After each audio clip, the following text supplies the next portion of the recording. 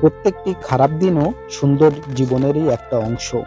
আপনি আজকে যে খারাপ দিনটি পার করছেন, এটাও কিন্তু আপনার সুন্দর সফলতার যে জীবনটি আপনি ভবিষ্যতে পাবেন, তারই একটি অংশ হতে যাচ্ছে। কারণ আজকের এই খারাপ দিনটাই আপনার সেই সফলতার সিঁড়ি হয়ে উঠবে।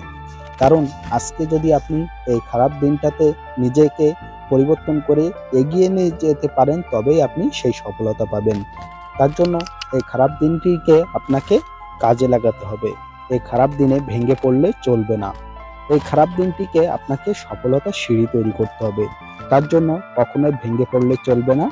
আপনি এগিয়ে যাবেন এবং আপনার যে ভুলগুলো রয়েছে সেগুলো শুধরে নিবেন এবং নিজেকে আরো বেশি ইমপ্রুভ করার চেষ্টা করবেন। প্রত্যেক মানুষই ভুল করে।